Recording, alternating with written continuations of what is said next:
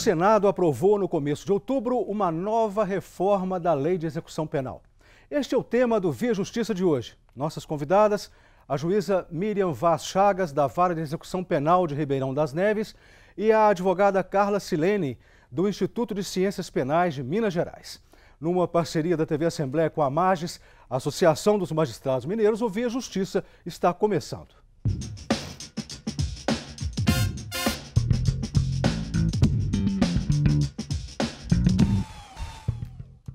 O projeto aprovado pelo Senado vai agora para a votação na Câmara dos Deputados. Os objetivos são reduzir a superlotação, o excesso de presos provisórios no sistema carcerário e facilitar a ressocialização dos internos. Doutora Miriam, doutora Carla, por que reformar a Lei de Execução Penal mais uma vez? Desde 1984, quando ela entrou em vigor, a lei já passou por quantas mudanças, doutora Miriam?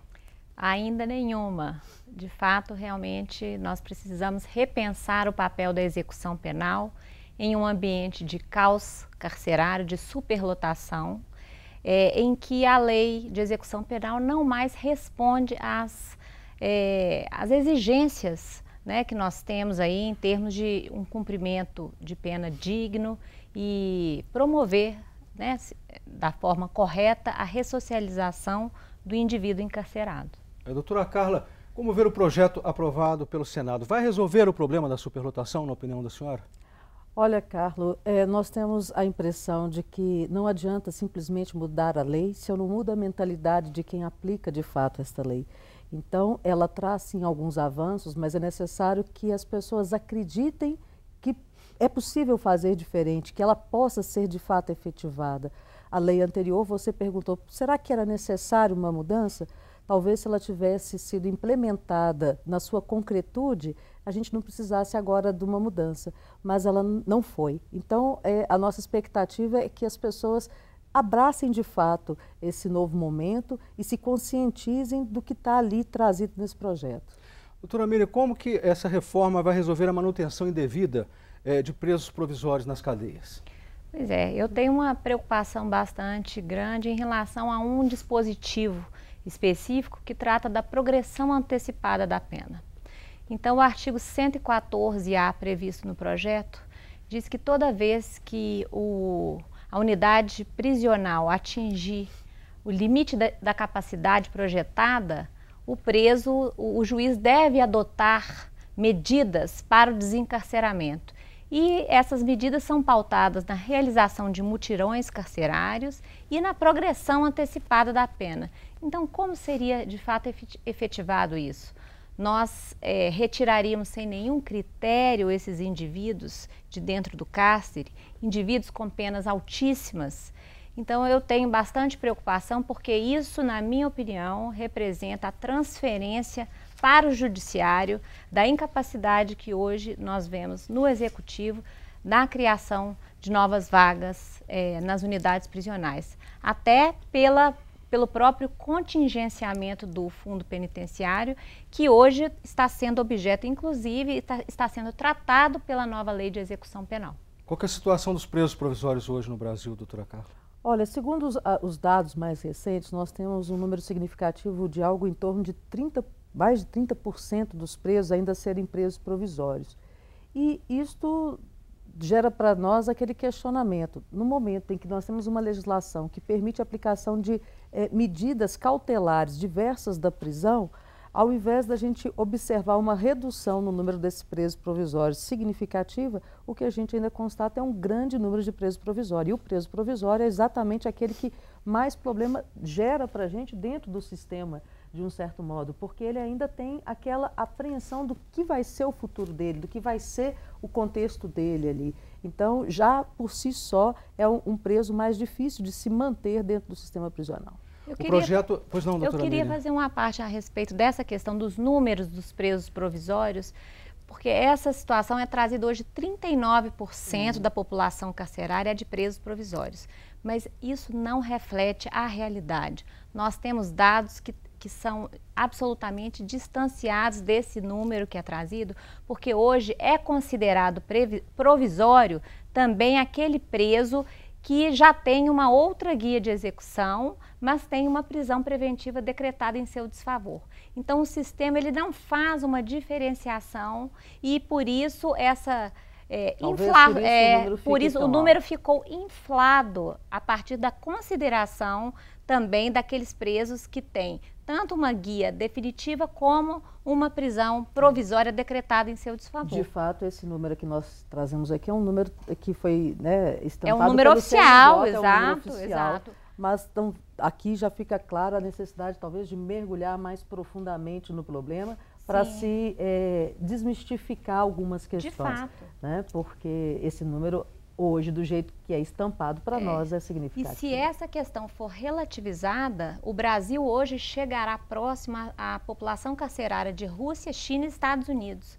Então, hoje se diz com muita facilidade que o juiz prende demais, que o juiz prende mal, mas nós não podemos concordar com isso, justamente porque se o indivíduo está encarcerado ali, provavelmente ele tem uma outra prisão decretada em seu desfavor. E daí esse número tão elevado que se chegou em termos de prisão provisória hoje no Brasil. Doutora Miriam, essa preocupação da senhora com relação à progressão antecipada do regime, nós temos um Povo Fala que fizemos nas ruas de Belo Horizonte, exatamente sobre isso.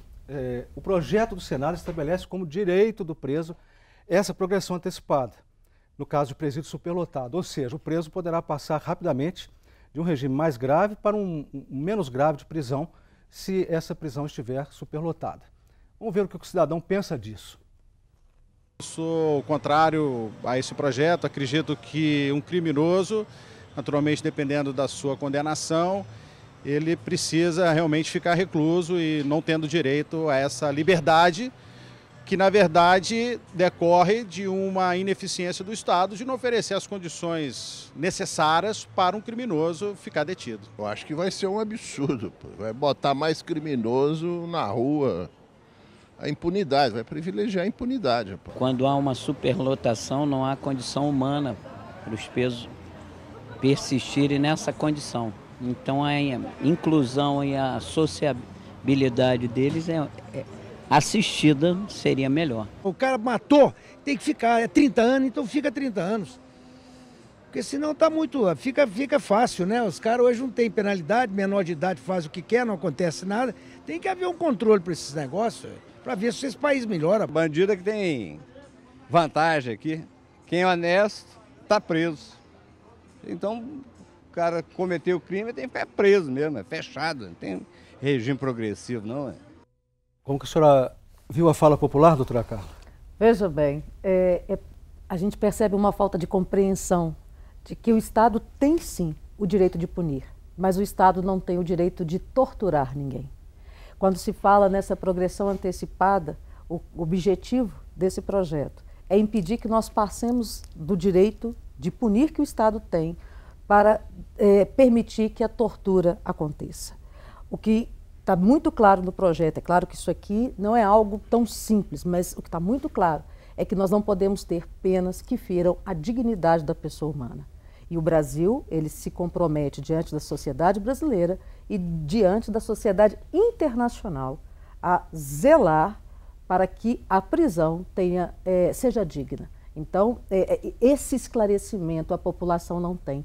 Veja que em tantos que foram ouvidos, apenas um foi capaz de perceber que individualmente é muito melhor você acompanhar de perto aquele indivíduo do que simplesmente trancafiá-lo em condições subhumanas. Como que a senhora vê então essa progressão antecipada em termos de impunidade? Nós não descuramos que haja necessidade realmente de se observar o princípio da humanização da pena enquanto o indivíduo esteja encarcerado. Mas também eu penso, e isso assim, eu concordo absolutamente com a grande parte dos entrevistados no sentido de que realmente isso promoverá uma impunidade imensa, porque nós teremos indivíduos com penas de até 40 anos que estejam, por exemplo, num regime semiaberto e que possam, por força da progressão antecipada, vir a ser soltos. Então isso traz uma preocupação imensa. Hoje nós temos quase todas as unidades prisionais do Estado com cerca de 300% além da capacidade. Ribeirão das Neves hoje é um exemplo. Nós temos a Dutra Ladeira hoje conta com 2.300 presos, enquanto a capacidade projetada é de 1.163 presos. Então vocês imaginam, nós soltaremos então cerca de 1.000 e tantos presos de alta periculosidade, quando não se ataca o problema real, que é a construção de vagas. Então nós transferimos para o judiciário essa responsabilidade, enquanto o executivo, há quanto tempo, qual é o déficit de vagas que nós temos hoje no sistema prisional? O executivo não cumpre o seu dever de casa, não cumpre o seu papel na construção de novas vagas nas unidades prisionais. O Via Justiça faz agora um rápido intervalo, voltamos já.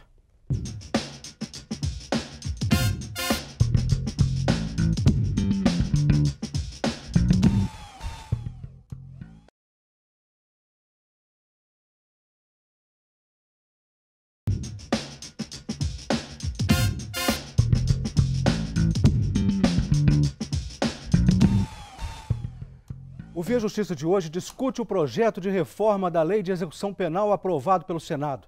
Participam do programa a juíza Miriam Vaz Chagas, da Vara de Execução Penal de Ribeirão das Neves, e a advogada Carla Silene, do Instituto de Ciências Penais de Minas Gerais. Doutora Miriam, o projeto estabelece um limite máximo de 8 presos por cela. Como conseguir isso? Eu acho uma medida absolutamente inviável de ser alcançada. Hoje nós chegamos a ter 25 presos por cela, por exemplo, nas penitenciárias de todo o estado, né? Naquelas que são penitenciárias, nos presídios, José Martim Drummond, hoje nós temos cerca de 30 presos por cela. Então, como se chegar a isso? Eu não vejo uma realidade nessa medida. Essa é a minha opinião. Doutora Carla, no final do bloco anterior ficou a polêmica entre a senhora e a doutora Miriam, né? Sim, Carlos. Eu gostaria que a senhora fizesse a tréplica, vamos dizer assim. Veja bem, Carlos, a doutora Miriam falava sobre a necessidade da construção de novas vagas. E ela dizia que se não se atacasse o problema nesse ponto, não resolveria. Eu diria mais, eu diria que se não atacarmos o que tem gerado esse aumento da criminalidade, nós vamos passar o tempo todo construindo presídios e mais presídios e nunca alcançaríamos o número de vagas necessário. Basta ver que Minas Gerais, de 2000 até 2017, aumentou em cerca de 400% o número de vagas e nós não resolvemos o nosso problema de déficit de vagas no sistema carcerário. E só para finalizar, nessa questão de 8 presos por cela, claro que seria o nosso ideal, mas eu acho bastante curioso quando a gente observa que nem nos apartamentos, nas nossas residências hoje, a gente consegue pensar em espaços tão longos, concentrando poucas pessoas. Os apartamentos hoje estão girando em torno de 40 metros quadrados. Então, é um ideal. Deve ser buscado sim, mas isso vai demandar muito investimento e um longo prazo no nosso olhar. São 6 os eixos do projeto aprovado pelo Senado. Um é a humanização da sanção penal. Essa sanção está ocorrendo de forma desumana, doutora Miriam? Com toda certeza. Enquanto o indivíduo encarcerado ele sobrevive em condições subhumanas, em situação de superlotação carcerária, eu não vejo como você possa ter um cumprimento de pena digno e humanizado nesse sentido. Mas a senhora acha que essa proposta dessa humanização, ela não pode ser confundida com abrandamento da punição? Pode, mas eu acho que o projeto ele avança em outros aspectos que vai propiciar uma maior velocidade no processo de execução penal e assim, contribuir para o distensionamento do sistema. Eu vou dar um exemplo. O projeto avançou e deixando em caráter excepcional a realização das audiências de justificação. Essas audiências hoje, ela demandam um custo elevadíssimo, uma demora excessiva no trâmite do processo de execução penal e elas hoje, realmente, praticamente foram extintas com a nova lei de execução penal. Então, eu acho que o legislador andou bem nesse sentido e, nesse ponto, a possibilidade de distensionamento das unidades prisionais pela velocidade que vai se imprimir no processo de execução será muito grande. Então, nós temos outras alternativas que são possíveis sem que você tenha que se lançar mão, por exemplo, da progressão antecipada e até da progressão automática, como vem previsto nesse novo projeto. Objeto de grande preocupação também. Dentro da proposta para melhorar a ressocialização do preso, que é o outro eixo, né, do projeto, está a remuneração do trabalho na prisão com base no salário mínimo cheio, não mais com os 75% do salário mínimo. Vamos ver o que a população acha disso, novamente nas ruas de Belo Horizonte. Se eles estão presos é porque eles cometeram alguma coisa errada, algum erro eles fizeram. Eu não acho que tem que ganhar mais o salário mínimo, 75% já está ganhando muito bem. O preso ele comete o crime, a família dele às vezes não tem nada a ver e ele precisa às vezes do auxílio reclusão ou que seja o valor para poder manter a família dele. E tem um lado da sociedade também que às vezes não consegue concordar com isso. Tá certo? Você vê casos de aposentadoria, muitos pais de família às vezes, né, que às vezes não tem esse valor para poder se sustentar. É uma vergonha o preso receber mais do que uma pessoa que trabalha, que é assalariada e manter uma família. Quer dizer, o preso está lá porque fez uma penalidade e está ganhando um salário. Como pode? Eu achava que não devia ganhar nada. Dando refeição e moradia está ótimo. Se a pessoa pagou INSS enquanto ela estava fora da prisão, ela tem direito a receber. Até porque tem uma família aqui do lado de fora que muitas vezes precisa de ser reintegrada, né? As opiniões parecem divididas, né, doutora Carla? Como que a senhora viu essas opiniões? Veja bem, primeiro a gente tem que distinguir. Uma coisa é o trabalho realizado pelo preso dentro do sistema e ele vai ser remunerado, e outra coisa é o benefício da Previdência, chamado auxílio reclusão. Então, aqui o que o projeto está trazendo para a gente é a remuneração deste indivíduo pelo trabalho. As empresas são incentivadas a contratar esta mão de obra, tendo incentivos de forma especial em relação às questões fiscais, e nós entendemos que essa questão do trabalho dentro do sistema, ele é uma das etapas da socialização deste indivíduo, porque é muito fácil falar em ressocialização, mas a gente tem que lembrar que a maior parte daqueles que chegam ao sistema prisional sequer foram socializados. E o trabalho, nosso entender, é uma das etapas para se alcançar essa socialização, assim como o ensino. Então, no nosso olhar, é muito válido pensar numa remuneração condigna. O difícil é discutir isso numa sociedade que atravessa uma grave crise de desemprego. Então, aquilo que é direito parece ser um privilégio aos olhos da sociedade. Rapidamente, a senhora, para a gente fechar esse bloco. Bom, eu penso, inclusive, que a remuneração ela não vai toda para o indivíduo encarcerado. Parte dela, inclusive, é formada para o pecúlio e parte, 25%, vai para o Estado. Então, eu não acho que deveria haver realmente essa diferenciação entre 75% e um salário mínimo. A remuneração, sim, deve ser prestada, até porque a Constituição Federal impede a prestação de trabalho escravo, enfim. Eu não vejo assim nenhum problema nesse aumento de valor, nesse percentual, até porque a integralidade desta remuneração não vai toda para o indivíduo encarcerado. O Via Justiça faz agora mais um intervalo e voltamos em seguida com o bloco final do programa.